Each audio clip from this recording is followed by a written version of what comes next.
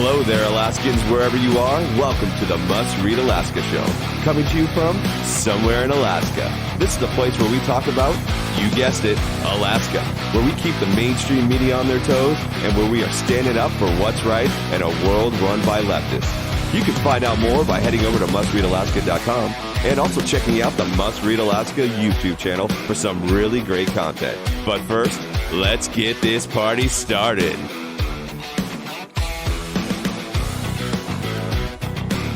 Thank you, Scott. Hey, good afternoon, everybody. Welcome to the Must Read Alaska Show, coming to you from somewhere in Alaska. This is Must Read Alaska, a reader-driven, a listener-driven conservative news project for Alaska. And what do? We have a news site. We have something up at mustreadalaska.com where every day we've got lots of fresh political content about Alaska for Alaskans, and we keep the mainstream media on their toes. We also have a Monday, Wednesday, Friday newsletter with updates and special items you won't read anywhere else, not even on the website. We've got news from our delegation in Washington, D.C., all the way down to Ketchikan and Barrow. We've got Club MRAC, which is our daily legislative news bulletin for all Alaskans that just gives you the skinny on what's going on in Juneau. And we've got a YouTube channel. I got to tell you, we've got big tech breathing down our neck, and they've given us a couple of warnings, but we're still up at YouTube giving you good conservative content. And we're up at Rumble too now, just to kind of do belts and suspenders, because we're pretty much sure that YouTube's going to kick off our channel pretty soon here this year. I'm Suzanne Downing, and my co-host John Quick has a day off, but I'm really glad to be joined by Bill Evans today, who is a candidate for Anchorage mayor. And now, for those of you who don't know Bill, I'm not going to grill him here. This is just a conversation that we're going to have. We're not here to do a full-on litmus test. Are you truly a conservative? We're trying to find out a little bit more about him as a candidate. And so, Bill, welcome to the show. Thanks, Suzanne. Glad to be here. Well, and thank you for just taking the time out. I've known you a little bit for a few years. You were on the assembly, and I just wanted you to give a chance right now just to sort of tell us about yourself, because there's a lot of people who may not know you. It's been a while since you've been on the assembly. You just kind of dropped out of public life a little bit. Now you're back. Tell us about where you came from and tell us about Cleveland. Sure. No, I was born and raised in Cleveland, Ohio. I was raised in a fairly modest family. My mother was a single mom, worked as a bartender her whole life. I was the first person in my family actually to graduate from high school. So very working class upbringing and all that entails. After high school, went off and joined the military, spent 3 years with the 82nd Airborne Division as a paratrooper, earned some money for college doing that, went back to Cleveland. Got a job as a police officer, was a patrol officer and a SWAT team member for about 6 years while I went through Cleveland State University and eventually graduated, and then had to figure out what to do with these degrees that I'd gotten, and decided, with history and political science degrees, there's not much you can do. So law school beckoned, and I'd seen a number of prosecutors while I was a police officer. So I thought that was something I could do. So went off, quit the police job, went off to University of Michigan Law School, did that, back to Cleveland. And then in 1998, my wife and I and our 3 small kids decided that it was time for a change. We were looking for someplace different than Cleveland, and Anchorage is definitely different than Cleveland. And we'd watched one too many episodes of Northern Exposure and had really no idea what Alaska was like. Didn't know anybody up here, hadn't been up to Alaska before. But we took a chance, came up in 1998, and it's been just a wonderful experience. It's been home. This is where our kids were raised and went to school. And it's a city that we love. And had a lot of opportunities to serve both the municipality and the state, including my time on the assembly. And just really wasn't planning on getting in the mayor's race, but the city has gone downhill so fast. I felt it was an obligation to throw my hat in the ring.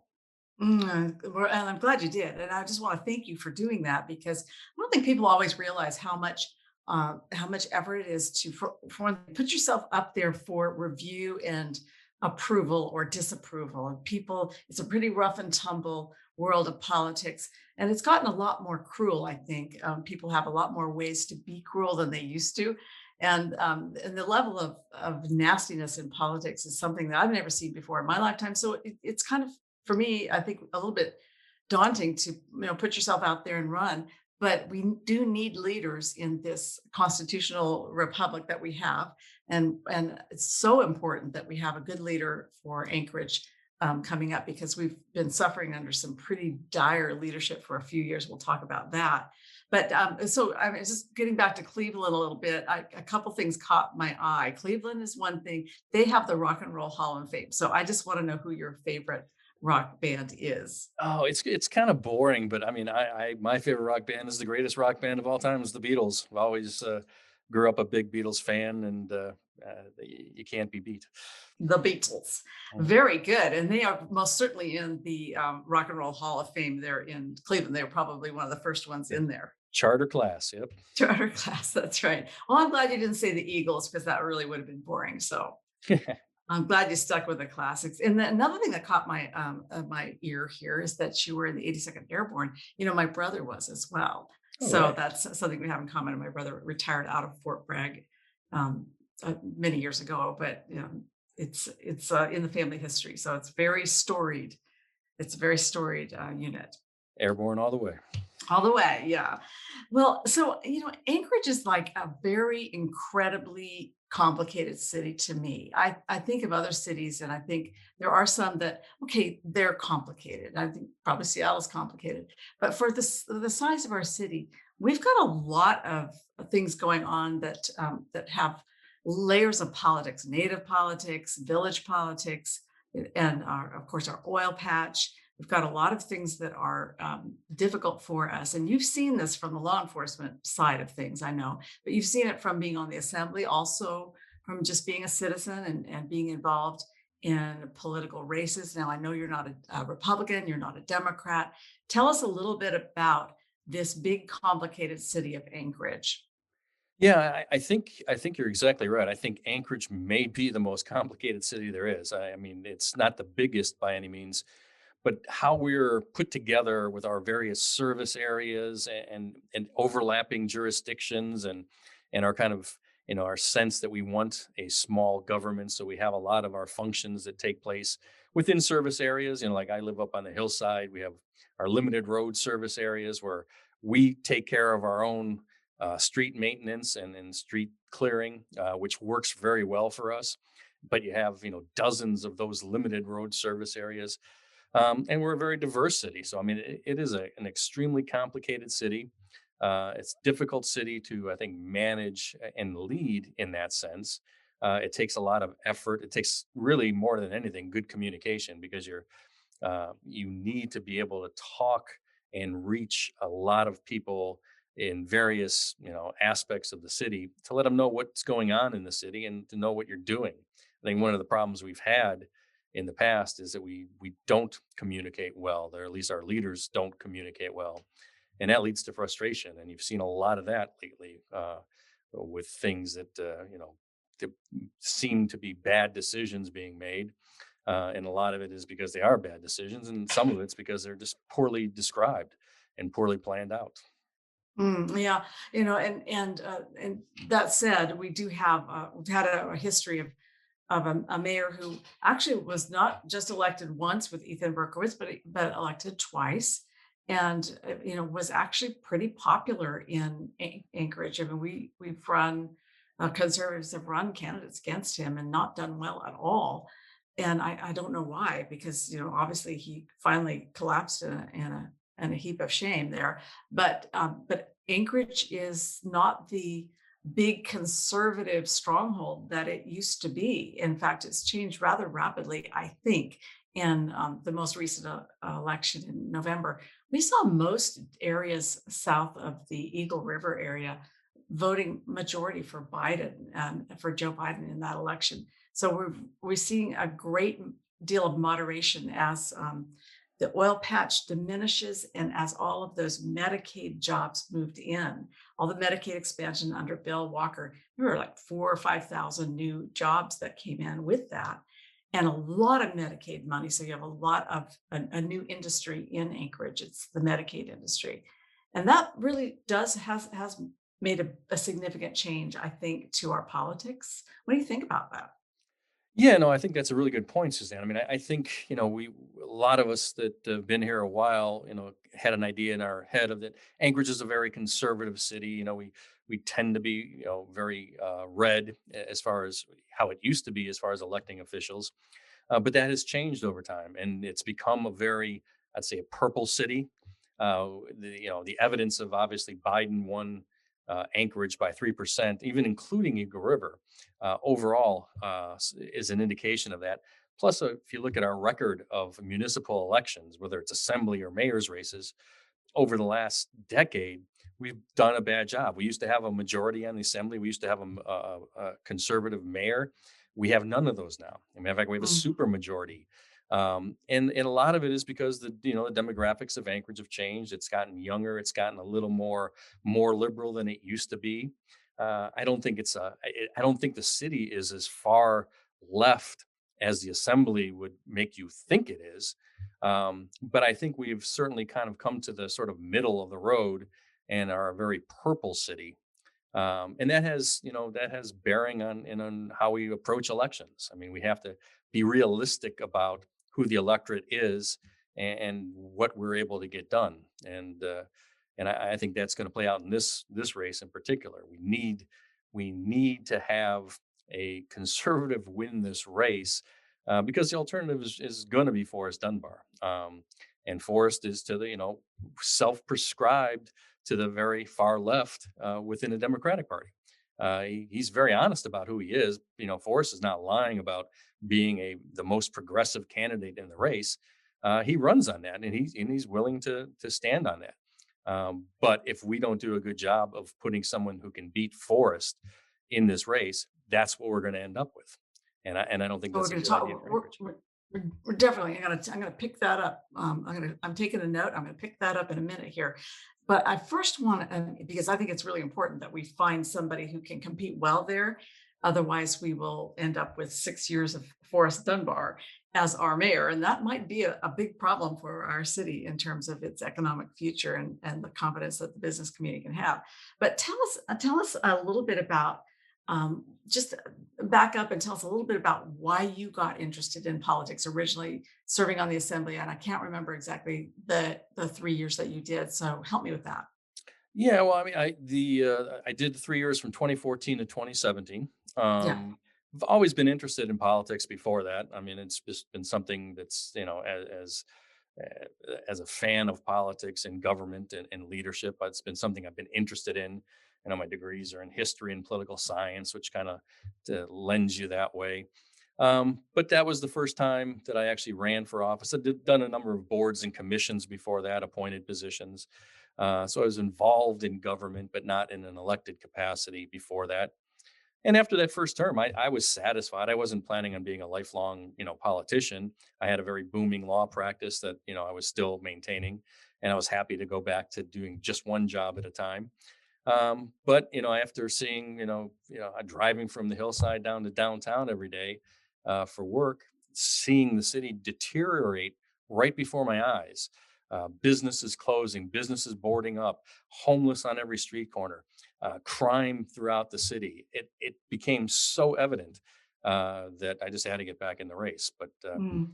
I believe that politics can be a noble profession, even in this day and age when, like you said, it gets pretty ugly. But I think we have the opportunity of doing that, making it a noble enterprise and getting things done if we just have the right attitude. Well, one of the things that it struck me is that I know that they did serve on the assembly for 3 years, and it has the complexion of the assembly has changed dramatically since then. But there were a lot of liberals on then as well, but it's completely dominated now. But since then, you've also been sort of in the background in some other campaigns. Now, I know you were involved in the Mike Dunleavy for governor campaign, but I'm not 100% sure of the capacity. How did you work on that campaign?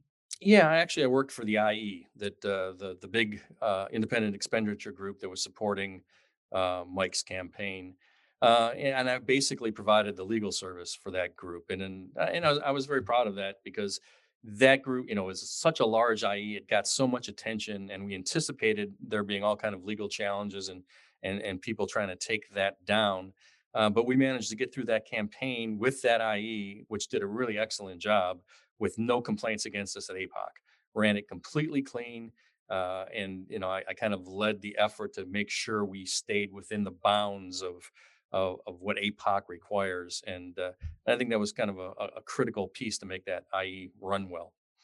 Yeah, and so actually, if you were involved in the independent expenditure group, then you really didn't have any direct contact or relationship building with this governor. But that this governor does need to have a partner in the mayor's office in Anchorage, because actually, Anchorage is what, 40% of the state's population is in Anchorage. What is it, 38%, something in there? Mhm. And Yeah, eh, yeah. go ahead. No, I was gonna say, that is a very critical thing, and then I've met Mike since then. He knew I worked on the IE, even though we didn't discuss it during the campaign. He's familiar with that, and I've met with him a number of times since then. But yeah, it is actually critical that the mayor of Anchorage and the governor of Alaska have a good working relationship, and that should matter no matter what parties they're in and who's the governor and who's the mayor. That Anchorage cannot succeed if Alaska doesn't succeed, and vice versa. We need to work together on that. There are so many issues that overlap that we can make great progress on if we were pulling together in the same harness. And we've done a very terrible job of that lately. It seems like Anchorage and the assembly just wants to stick a finger in the eye of the state at every opportunity over silly things, just to make a point. When in fact we should be finding ways, despite our differences. If there's political differences, fine, but find the ways to work together to get things done for the citizens. Yeah, well, and so on that point, what would be something that you could say was your overall vision for Anchorage? I mean, I take a look around our city, and it's I despair because I see what I've seen the decline, and it has been so profound under the time that Ethan Berkowitz was mayor, and then now we've had this COVID crisis, which has compounded our problems that were already there. So, how can we claw our way back to an economy and a vibrancy and a sense of hope and a sense of pride in our city? I mean, I don't think we're in an all American city right now, but is there a way back? Yeah, I believe there is a way back, and I think it starts with realizing that the most important thing we can do is grow our private sector economy. That is the engine that makes everything else in a city possible. And part of the reason why you see us deteriorating and you see us in the state we're in is because we've neglected that fact for too long. And in the 21st century, in this digital age we live in, uh, investments and development opportunities are much more mobile than they ever have been before. And cities compete with each other across the country and across the world. And Anchorage has to position itself so that it can compete for investment and for jobs and for development opportunities. And part of that is you have to realize that you have to be a proactive partner with business, making sure things get done. If somebody wants to come in here and develop a new development, the city needs to work with that developer to pave the way to making sure it happens. And instead, we do the opposite. Anchorage is a tremendous point of friction for getting Mm, anything built in this city, and everybody knows it. Every mm. developer, every engineering firm knows how difficult it is to get things done in Anchorage. We do not have the attitude that we're going to develop and that we're going to be pro business. And if you do that, if you continue to do that, and that's why I'm thinking this election is so important, you're just going to continue to deteriorate. A lot of people, on the left just don't have the belief in the necessity of the private Mhm. sector economy. They focus on nonprofits, they focus on government jobs and government programs, but all of those fall apart if you don't have that economic engine driving everything and creating the prosperity. That's what you have to do first. You have to put Anchorage back in that position. If you do that, everything is possible. You can create that great city that everybody wants to live in because then you have the means, you have the resources, the funds to do all the things we'd all like to see Anchorage do. But it starts with getting that economic engine going. So that's a really great point. Economic engine, and I've noticed that in our city, the main industry seems to be government and I know healthcare now and nonprofits.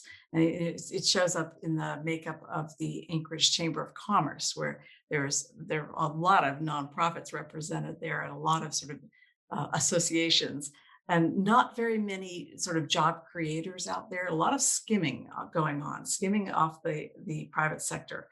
And by skimming, I mean, government is a big skimming operation, and it does provide services, and we do need it, and we certainly do need it at the local level. Um, Looking around Anchorage, just to try to drill into what you think is the top worry that you have about Anchorage and how you would address it, sort of more specifically. Is it the economy, and and how would you address it specifically? Well, it's interesting. Ultimately, it is the economy because, like I said, that is the beginning and the end of everything you have to do. You have to have a vibrant, growing, robust economy, or nothing else works. But the interesting thing is, in order to get that economy, in order to be able to compete with other cities, you have to clean up a lot of the problems you have that are getting in the way of economic development. Not only problems within the building and permitting department, the friction that's caused by all the regulations and red tape and confusion of dealing with the city of Anchorage, but our problems on the street. You have to fix the homelessness issue. Nobody is going to, come up here and look to invest in this city if they drive from Ted Stevens down to downtown. And by the time they get downtown, they've already decided this is not the place for me because all I see are people on street corners and homeless people. It's not a good look. You have to clean that up and you have to get your crime rates down. Otherwise, it's the economic growth is not going to occur. The cities that do well in this day and age are cities that offer lifestyle, cities like Boulder, cities like Boise, Western cities that have a very desirable draw for people that want to live there. Anchorage can do that. We've got all the natural amenities that money cannot buy, but we have to clear up these problems on our streets with crime and homelessness. We've got to make Anchorage a much more attractive city, and we have to get government working for business instead of being opposed to business. If you can do those things, I am convinced that the Anchorage is going to be better than it ever was before. Uh, you know, the 21st century is made for Anchorage. We just have to take advantage of it. Yeah, boy, I think the listeners are really going to like that. And so you mentioned homelessness, and so I'll just have you dive into that a little bit with me. I've heard last week with the young Republicans, they had the three conservative candidates in a forum: yourself, Mike Robbins, Dave Bronson, and everybody talked about homelessness, and they talked about it in general terms and how we've got to address it. We need to get housing for people. We need to get services for drugs and alcohol. And so these are some of the same things that we're hearing from the city right now, which is we need to also create sort of what, and when we listen to them, we hear we're creating a homeless industrial complex. We're going to create this huge network of services and shelters. And we are going to house all the people coming in from the villages because that's just going to attract them. So become a great big magnet for more homelessness.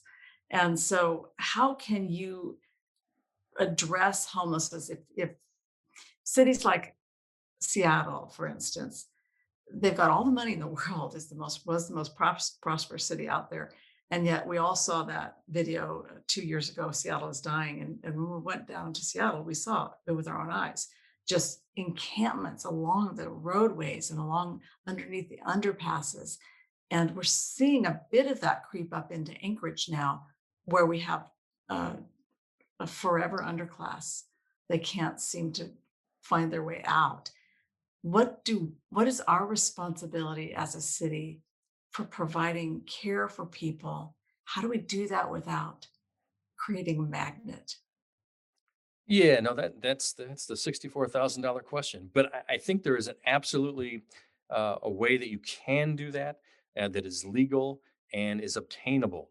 The first thing you have to realize is that for most of the people in Anchorage, the 295,000 people who are not homeless, who are not really involved in homelessness, To them, the idea of what is the homelessness problem are the people that they see on the street corners and the people they see in the camps along the trail sides. That's what they perceive as the homelessness problem. That is the visible homelessness problem we deal with.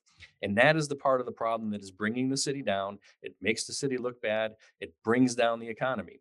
You have to be able to address those problems. And there's two ways to do it. With respect to people on the street corner, it's a constitutionally protected right to beg on a street corner. That's America for you. It's your First Amendment right to stand up there and hold a sign and ask people for money. We can't stop that. But what we can stop, and what we have a law already on the books that makes it illegal, is giving people on the street corners money from your cars. That's illegal, but we just don't enforce it. And the only reason those people are on the street corners begging like that and hanging around and drinking is because they're getting money to do it. You have to cut off the funds that they're getting. If you do that, there's no reason to hang out on the street corner anymore. It's not the view from the holiday station that they're going for.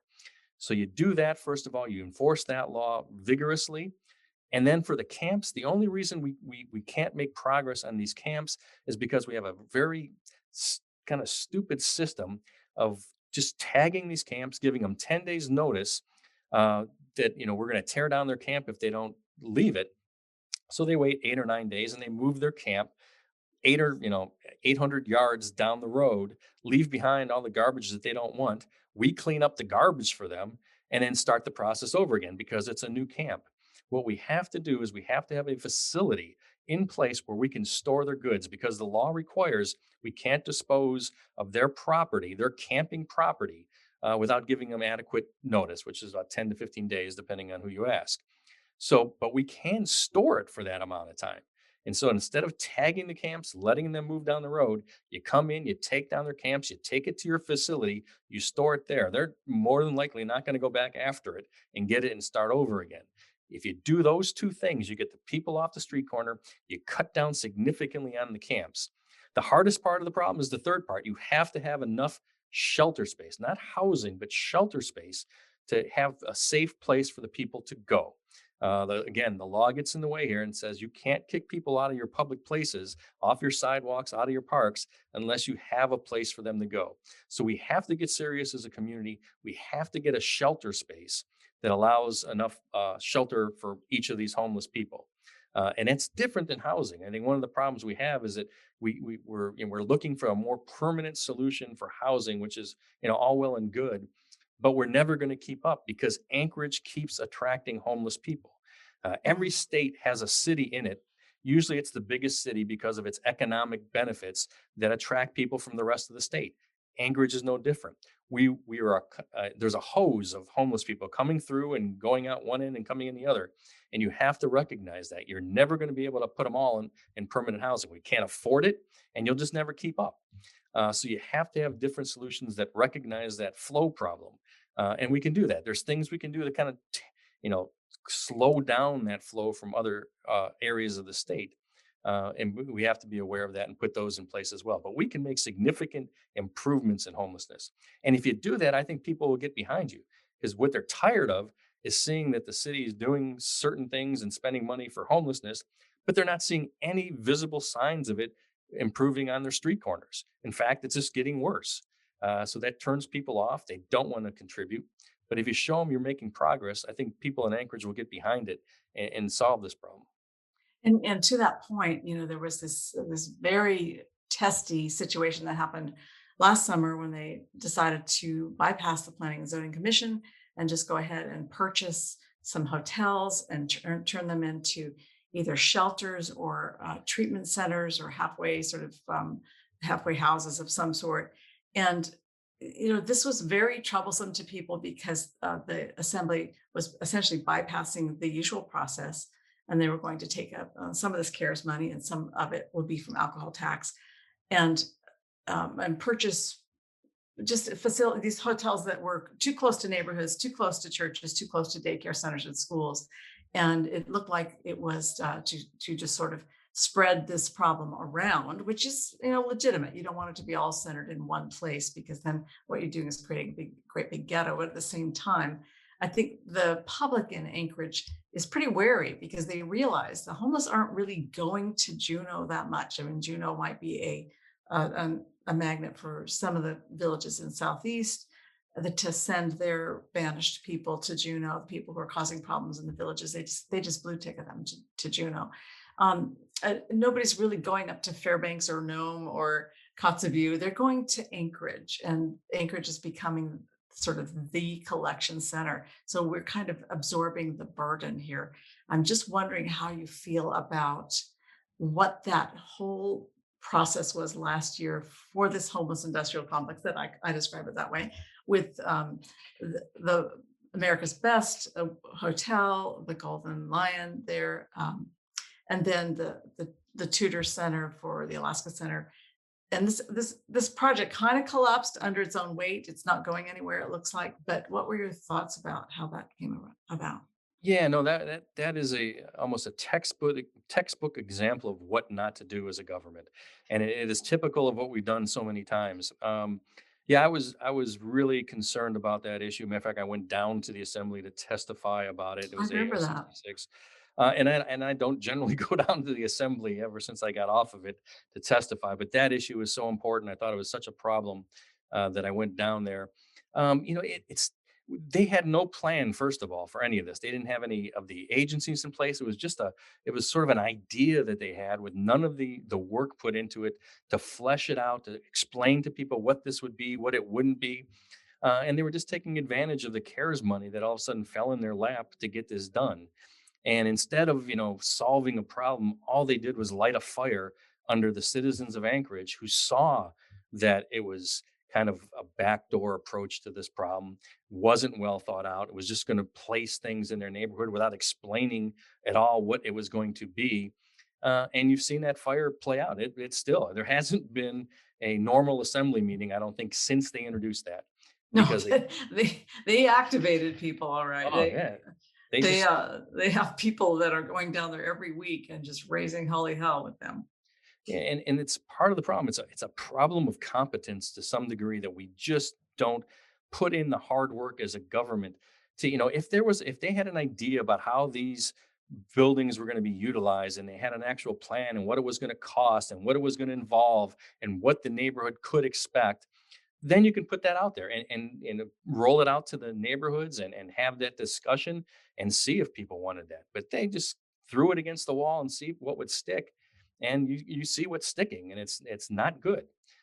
So yeah, we have to do a much better job as government in communicating with people when we have ideas, and we have to have a lot better ideas than we saw this summer. So we know that that you are going to you've got 14 people in the race or something for mayor, and that the leading candidate from the left is Assembly Member Forrest Dunbar, who was kind of part of this AO66 mess, and he's kind of part of the whole cabal with you know former Mayor Berkowitz and the liberals that have sort of run the city into the ground. He is obviously the candidate to beat. He's got a lot of money.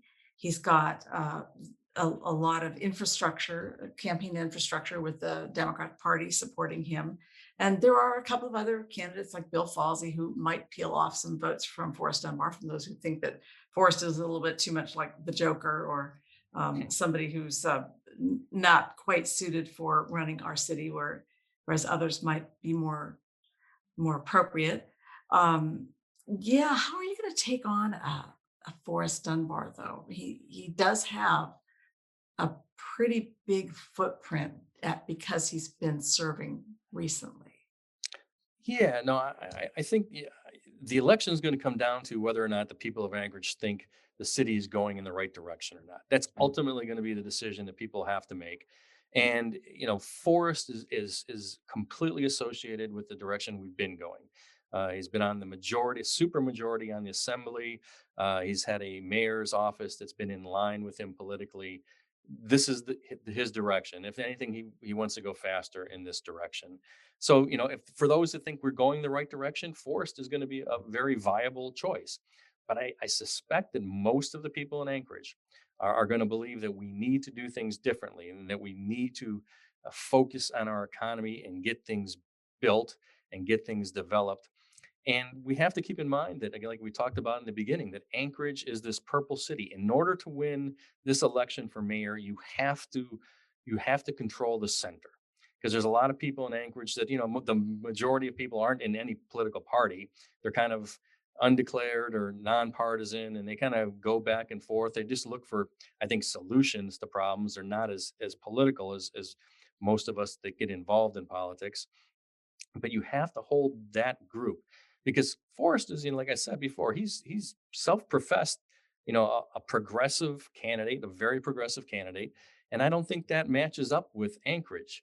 So as long as you have a candidate that is opposing Forrest that can control the center, and then it's presumably everything to the right of center, because those folks are not going to want Forrest as their candidate, you can definitely win this election.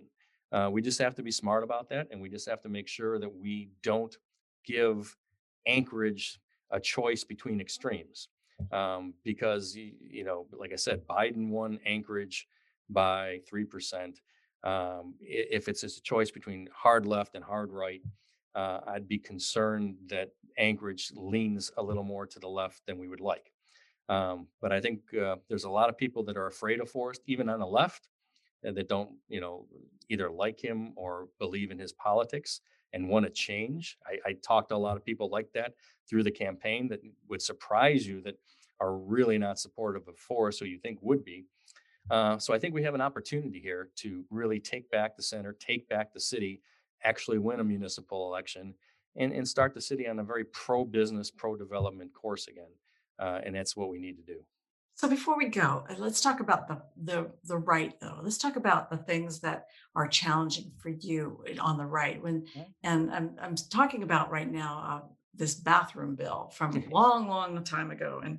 And some people said first it would be you let transgenders use women's bathrooms, and then pretty soon you're going to have them using the locker rooms, and then pretty soon they're going to be competing with girls in intramural sports. And well, now that has happened, and we've got a president who's pushing biological males to be allowed to compete against girls in sports. And so we do see that the predictions that people made are actually coming to fruition. And I know that you were one of the key negotiators to come up to a final sort of decision on this, this bathroom situation in Anchorage.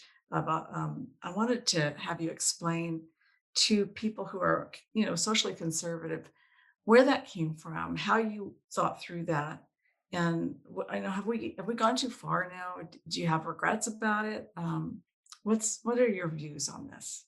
Sure. No, I mean, I think it's important to understand the background of how that came about. Like you said, you have to remember in 2015 is when Ethan won a very landslide election as mayor, and he signaled very uh, clearly that he was going to introduce an equal rights bill that would protect LGBT people from discrimination. The city had gone through that a few years earlier. It had a very heated, divisive summer of dealing with that at the assembly and then at the ballot box. It wasn't a good thing. So what I did when I was on the assembly and Ethan indicated that, I thought of a different approach that was a sort of a compromise provision, and I drafted a proposal that would allow protections uh, against discrimination in the workplace and in public accommodations for LGBT people. And because I believed in that, I don't think people should be fired from their job just because they're gay or lesbian or whatever. I think that's wrong, and I was perfectly happy with providing that protection. But I also built into the ordinance I crafted protections for religious liberties. Back in 2015, if you remember, this was the time when everybody was, really fixated on, baking wedding cakes for gay marriages and being able to opt out of doing that. So I put in there, it was based on a Utah statute, provisions that would allow people that, religious conscientious objection ability. So I thought it would appeal to some people on the right because it had those protections. It would appeal to people on the left because it provided that non-discrimination protection. And like most compromises in this day and age, nobody liked it. It didn't get support from either the left or the right, and kind of fell apart. What replaced it kind of trimmed off most of the protections for religious liberties that I had put into it. It kept a couple, but it wasn't as robust as I had originally proposed. That's the measure that passed. And like I said, I was not against that because I think people shouldn't be discriminated against because of those kind of things. I think you should be evaluated on your work and that type of stuff. So, and the bathroom aspect of it was never a focus of the bill. I mean, it wasn't. Nobody sat down and said, "Oh, we got to write a bill about where transgender people can go to the bathroom." It was just the sort of taking it to a logical extreme issue that people kind of said, well, if you protect people against discrimination, this is what this is going to mean. And I wasn't really concerned about that because what happened was what we put in place was exactly what was happening in life anyway. Transgender people existed before this bill, and they used the bathroom, and they used the bathroom that it corresponded with their identity. That's what they've Mhm. always been doing. This didn't change anything, and that's why during the past 6 years that this bill has been in place, you haven't seen any difference in how people have used the bathroom. There haven't been issues because all it did was kind of enforce the status quo, which seemed to make a lot of sense to me. Now, the issue of genders in sports is I think it's the exact opposite. There, the common sense and the status quo is that you divide sports based on biological sex because there is a competitive disadvantage in most sports between men and women. Men having more muscle mass, being faster, stronger, you can't compete fairly. So it lacks common sense to say that you put them together. In a lot of ways, it's the exact opposite, I think, of what we did with the ordinance in Anchorage, which just kept in place the status quo, didn't change anybody's bathroom use. Here, you're trying to change things that have been in place for a long time, and I think it's a bad decision, and it doesn't make sense just from a common sense standpoint, if you ask me. Yeah, very interesting. Well, I know that it really wasn't entirely a bathroom bill, but the bathroom part did get a lot of attention, and it's something that people are concerned about having men just say, "Well, I identify as a woman today, and so I'm going to go use this bathroom." And it's complicated, and some people are more absolute about it. They say, "Look at there's a biological gender. You're kind of assigned at conception." Or close thereafter, and to have men having the ability to say, today I'm going to put on a dress, I'm going to go into the women's bathroom, and tomorrow I may identify as something else. That is something that is a sensitive issue, especially with conservatives that feel that they want protection for their daughters. They feel that the bathrooms are a place that have always provided sanctuary for females, that they should actually have a sanctuary where they can run into and get away from a dangerous situation and know that they won't be followed in. So I just want to express that that is a concern that a lot of conservatives have, and there are no easy solutions, because if you're truly conservative, you also don't want to discriminate against people.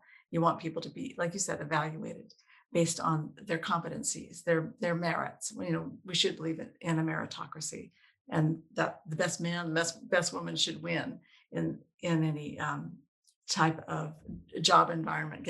They should be promoted based on their abilities, and yet we can't escape the fact that women are sort of being abused by this whole transgender movement, and that they're going to find that they're falling behind. So I just want to express that. Hey, and we're running out of time, and gosh, I really wanted to talk to you about a whole bunch of other things, but before I go, do you have any comments, or are there things that you'd like to say to the listening public? And I have a conservative listenership. We've got 300 or 400 people will download this particular podcast, and most of them will be in Anchorage. Yeah, no, I think we've touched on the main things. I think the thing that conservatives have to decide in this election, because I think all of us want to go in a new direction. I think that is absolutely the one thing that unifies us across the board, no matter whether you're a fiscal conservative, a social conservative, or whatever. We think that Anchorage desperately needs to go in a new direction. But in order to get that new direction, we have to understand we have to win the election, and we have to be smart about it. Sometimes, I know, I've met with Dave a lot, and Dave, is very popular among social conservatives. He's a good, honest guy. I like him. But I have concerns as to how he's going to do an election against force, because we know how the media treats conservatives. We know how this thing is going to be played out. We know how the union PAC money is going to attack conservatives. And Dave Scott, he's very outspoken about his issues. And we just have to decide if we think that that is going to succeed against Forrest. I just don't think we're in a position where we can take the chance on another mayoral election, and not be smart about what we think the likely outcomes are going to be. So I focus on electability, because I think unless you win the election, none of the other stuff matters. So we're trying to position ourselves to do just that. I think I'm the best candidate to beat Forrest Dunbar. And I think we all know that Forrest Dunbar is going to be in the runoff. So unless you want Forrest to be the mayor, you got to think at least logically and realistically about what it takes to beat him. And hopefully, he will be beaten by somebody, and I hope it's me. Very good, very good. Well, thank you for joining us so much. Bill Evans, you've done a great job in this conversation and holding up your end of it. And I've learned a lot about you and appreciate it. And for everybody who's listening online, please sign up for Must Read Alaska's newsletter. You get a ton of content, and you'll also get the Club MRAC, which is our daily bulletin from the halls of the Capitol. I just really enjoy putting those bulletins out every day, Tuesday through Saturday. And if you can sign up for those at mustreadalaska.com, right there on the right-hand side, you'll see a little thing that says newsletter, and you'll get a lot of great content. Listen, I haven't made it to Juneau this year, everybody, and I'm probably not going to make it. You look and see what's going on in the Capitol building, and you see that there's probably at least 5 people inside that Capitol building now got COVID. And I just feel like the polite thing to do is stay away and do my reporting from a distance if I can, and I can. And so I'm probably not going to make it to Juneau until May, and that's the next time I'll be there. But for the rest of the week, tune into the midweek Must Read Alaska podcast. That's on Wednesdays or Thursday mornings. We get that up, and Scott Lebeck does a great job hosting that show. He's doing some really good work there. He's a natural. And anyway, this is a wrap for today's show. Just check out all the stories at mustreadalaska.com. And if you're a supporter and you appreciate all this conservative content, be sure to hit the donate button there on the right-hand side. It is going to keep us strong, independent, and thoughtful against that big blue wave of activist liberal media. So until next week, we're signing off from somewhere in Alaska.